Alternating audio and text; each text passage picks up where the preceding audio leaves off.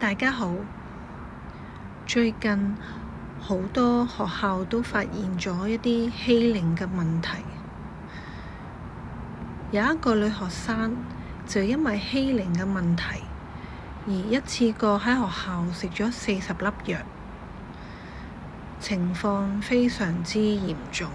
到底係一個點樣嘅欺凌逼佢走上絕路呢？而東張西望呢，就訪問咗校內嘅一啲同學啦。學校係叫佢哋唔好亂咁噏，唔好再張揚呢件事，唔好去討論。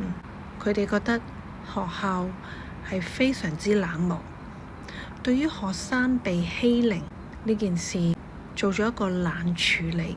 而究竟將呢件事拎出嚟討論，令到更多學生得到警惕或者係警告好啊？定係令到學生呢覺得你係冷酷無情好啲呢？另外呢，又有一單就係有一個姓陳嘅老師喺上課當中呢就鬧學生啦，而學生係作出咗錄音嘅。最後呢，個學生呢係被強行用 Face ID 去解鎖啦，然後呢逼令呢要刪除呢一段錄音嘅。而更加離譜嘅傳聞就係呢話學校呢想繞過家長嘅批准呢而送學生去睇精神科嘅。其實問心無愧嘅一啲老師對學生嘅責罵啦，需唔需要去逼令學生去刪除嗰段錄音？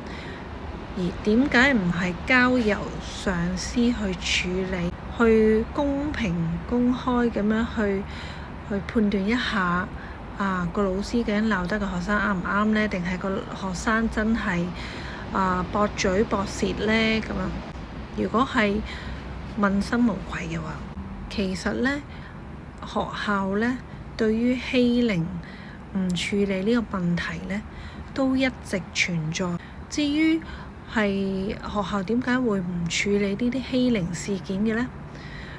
大部分呢都可能怕影響校譽，但係到底係你唔處理個欺凌事件，令到呢啲醜事可以遮遮掩掩，令到個校譽可以繼續維持好啊？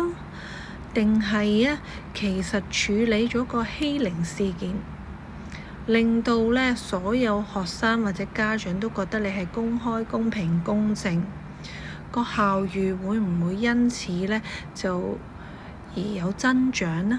同埋如果你咁樣去容許呢啲欺凌嘅存在，其實呢你教出嚟嘅學生會唔會優秀呢？不過呢，其實呢啲咁嘅做法呢，就好似一個社會嘅縮影。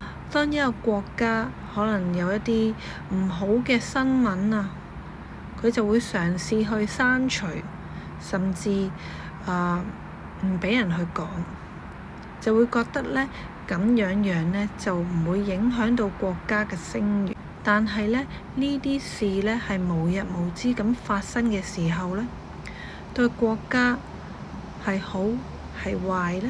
就好似我哋做人咁，當我哋發現自己做錯，我哋係立刻去更正，去面對自己嘅問題好啊？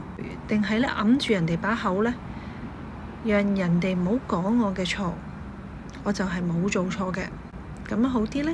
其實一個勇敢去面對自己嘅缺點或者去錯誤嘅人，或者學校或者國家，都係一個非常好嘅現象，因為咁樣先會向好嘅方面去邁向，去前進。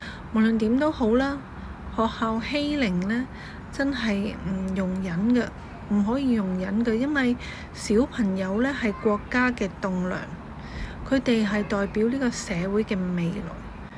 如果我哋係容許呢啲學生欺凌學生嘅事件發生，咁樣我哋嘅社會又會變成點？今日就係咁多，多謝大家。